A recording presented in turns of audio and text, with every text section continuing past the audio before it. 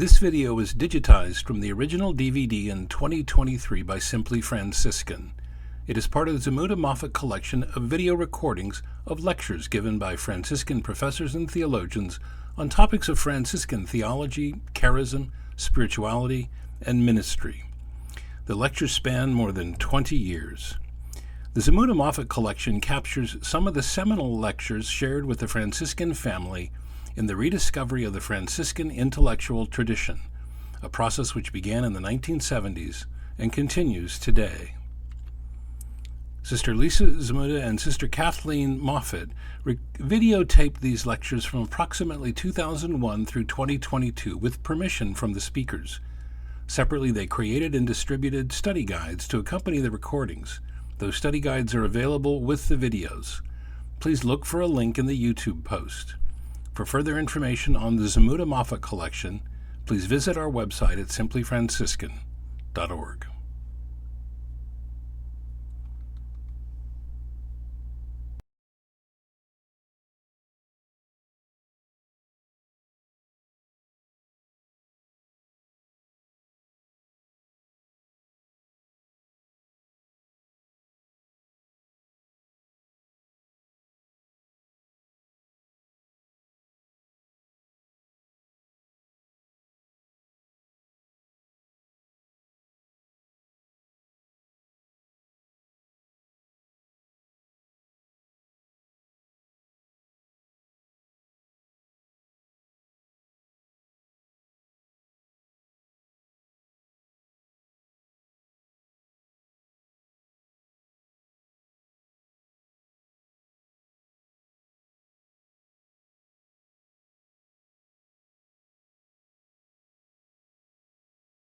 Heart for SCOTUS is not a physical organ.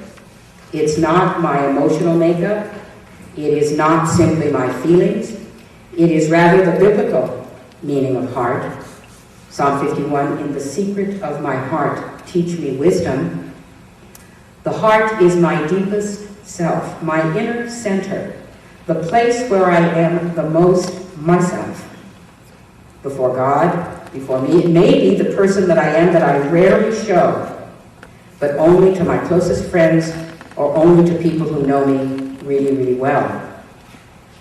My heart is, I think SCOTUS might say, it's the place where my identity, my exeitas, that this unrepeatable me that expresses itself, it is where that is found. It is where I am found. It is where I live. This is my innermost core. So this is the heart we're talking about. Now this heart expresses itself in my emotions, but it's not reducible to my emotions. It expresses itself in my passions, but it's not reducible to my passions. It is deeper than my emotions and deeper than my passions. And this heart of mine, this inner self of me, has, as SCOTUS will say and explain, and many of you are perhaps familiar with this teaching, a twofold desire. We don't simply have one desire. We have a double desire. And this twofold or double desire is an extremely creative part of me. And here they are. They are, he calls them, and the tradition calls them, because as some of you know, this goes back to Anselm's teaching on the heart's desires, or the makeup of the will. The affection for justice, that's to love and act rightly. And the affection for happiness, or the affection for possession, and that's to have all I need. So one of these affections, the affection for happiness, is focused on myself, but it's focused on myself in a healthy way. It is that self-preservation instinct that we share with all living beings, right? If you ever get nervous, or like I am now, or fearful, and you have a little adrenaline rush, that's the affection for happiness. I don't want to make a fool of myself up here. Even though I'll leave later today and may never see any of you again, I still care about how I look on the DVD.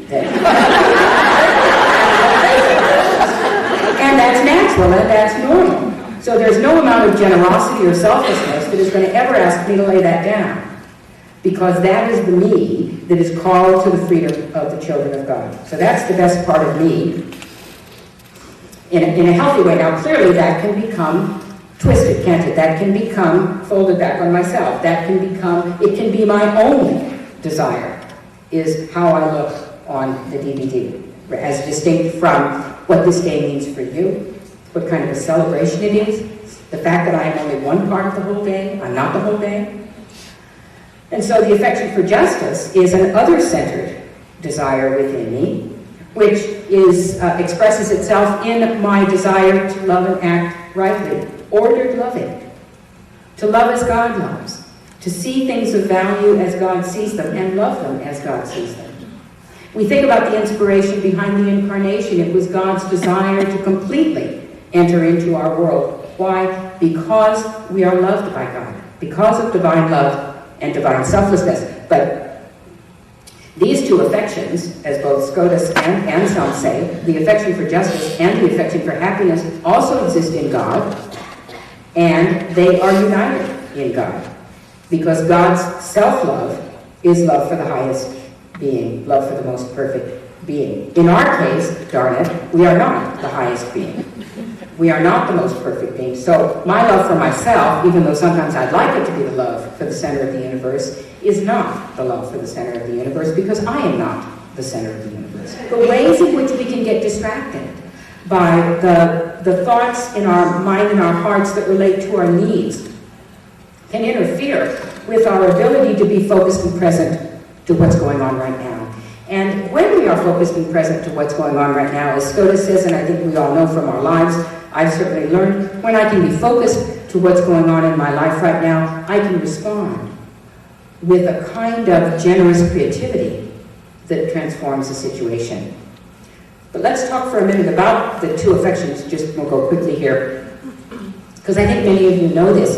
The affection for happiness, Scotus says, is our natural disposition. It's what we are by nature. We are naturally inclined to protect ourselves, and we need to be. Otherwise, we play with fire. Otherwise, we'd walk across a busy street or a busy highway. So we need to be attentive to ourselves, but not only ourselves, because our affection for justice, Scotus says, is our free disposition. It is what enables us to act freely. And when I say act freely here, I think for your tradition, but also for Scotus, it's about acting with creativity. Acting with a healthy disregard for what people might say or think. We were talking the other night, and I've just turned, I'm how can I say this? I'm over 55. And what I'm discovering in my life, and those of you over 55 may know this, and perhaps even some of you under 55 may know this, what I'm discovering in my life is that I'm increasingly less inclined to care. Not that I'm going to go out and do crazy things, but I can remember as a younger person worrying about what's going to be the impact of this action, what's going to be the impact of this decision, what are my friends going to say? Now that's the affection for happiness. What are my friends going to say? What will be the consequences down the line for my life if I do this or that? That's the affection for happiness, not a bad thing. But I find myself, and maybe this is the fruit of aging with grace and dignity, is becoming increasingly concerned not so much with what people will think, because I've found this, and I bet you know this too, people are going to think what they want. Regardless of what you do, somebody's going to think something. And it probably won't be what you want them to think. So there's no point trying to control what other people think. What a freedom. What a freedom to simply be able to say to myself in a given situation, here's what is before me. Wait for the moment. Here's what I'm inspired to do. And I think that's what Scotus and Scotus's position on the two affections in our heart or our will means when he talks about it as composing our rational nature. That it's the interaction of these two affections, not one of them alone. It's not the affection for justice that should be ruling my life. It is both affections in tandem, both affections in harmony. And for those of you familiar with the harmony of goodness in there, that's where I use the image of the wind chime as a perfectly balanced instrument. whose balance is the source of music. If the wind chime is out of balance, it's not going to chime. Nothing will happen, or it will just be random sounds. So for SCOTUS, what are the components of these choices that I face? Well, first, the scale of value, the hierarchy of goods in the world, God's point of view. Shorthand, God's point of view. How does God see things? What is the gift that God has given the world? What are the objects in the world that are worthy of love, and how does God love them? So that's a kind of objective dimension to things. It is objective in the sense it's outside of me. I didn't make the world. God did, and God has endowed the world with certain values. Some are better than others, right? Cars are not as good as people. I think we'd all agree there. Money is not as important as integrity. I hope we'd all agree there. Not all of our politicians would agree there, but I think these are it's when the scale of values is out of whack in a society that we become deeply concerned about what's really going on. Who's making the decisions and why are they making them? Who cares about integrity? Who cares about justice? Who cares about the poor? Who cares about the innocent? Who cares about the voiceless? Who cares about the homeless? I mean, these are the things that I think the gospel helps us to hold up to the world and say, this is what God cares about. How can we be transformed into people who see the world from God's point of view? So this scale requires that I, as I face the world, whatever the world is at any given time, I strike a kind of appropriate balance of these two dispositions, or these two dynamic affections. And so my example of the Southwest airline experience going to Albuquerque is an example of a time when there I was in a concrete situation with my own desires and needs, but with others who had desires and needs. And I had 3.5 hours. I was able to work through it. Thank goodness I had enough time to do my homework. Sometimes we don't have that much time, do we? Sometimes things happen fast, and we have to respond quickly. And the more I think about it, the more I think the pedagogy of loving and the pedagogy of life is really about getting better and better at doing it in a brief amount of time. The good news is we know this with SCOTUS, and here's a big difference with some of the other members of the common tradition, Anselm in particular. SCOTUS will say the affection for justice was not lost through original sin. So it is not by grace that we are able to make these good decisions. It is by our natural constitution. We have the innate power, this is the batteries are included.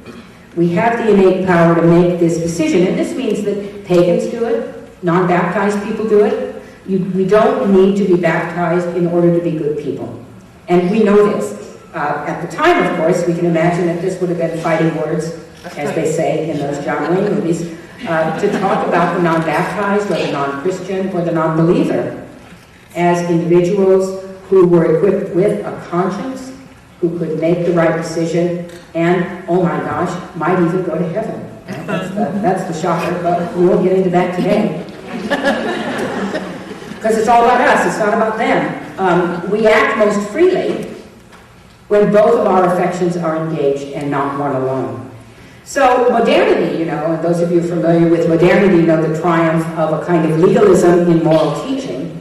Modernity would tell us, forget yourself, and I even think in religious life, forget yourself. My community, we still get points for generosity.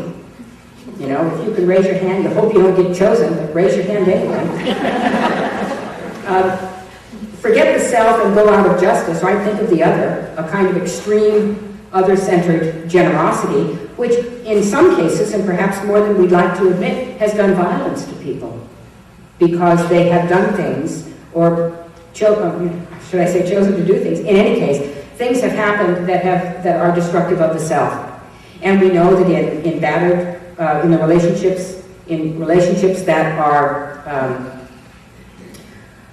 violent, or in the case of battered women, we know that in many cases women stay in relationships because they think of the other, or they think of whether it's the spouse or the children, and in many cases it is horribly damaging to themselves as persons. So their affection for happiness could use just a tiny bit of support, a tiny bit of help, so that maybe there might be other options that they could think about rather than just, I can't leave, therefore I'll stay. The other piece of this, not being lost through original sin, opens the door, of course, to the positive anthropology of SCOTUS, the optimistic way he sees the human person. the reason for the incarnation. God did not come to fix what was broken. God came to be with what was valuable. And that is what inspires us as Christians and as religious to be with people, not because they need us to fix them, but because we want to be with them. What a difference it makes for our whole apostolic presence. It's not about fixing the world, it's about being present to it. So that when we choose, in light of God's viewpoint, so this is a juggling act, right? A tough juggling act, to choose in light of God's viewpoint, so that's the external piece, and to get those two affections in appropriate balance, that's what we're working at. So it's the outside and the inside, holding that creative tension internally, letting go.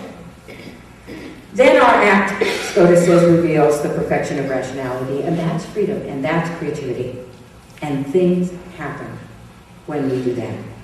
I'll just say in my own life, things have happened when I've been able to stand in the moment, to hold myself with the two affections in balance, to wait in the presence of things going on around me, and in some ways to let go and to be carried by the creativity of the Spirit. It's about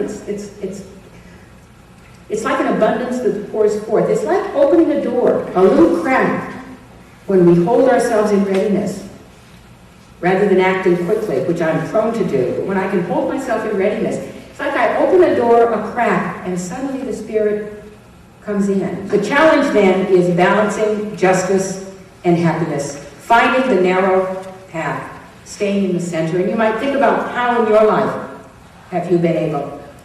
Can you think of examples, tiny examples, maybe not big ones, but maybe big and heroic examples? It's often the smaller acts that reveal it.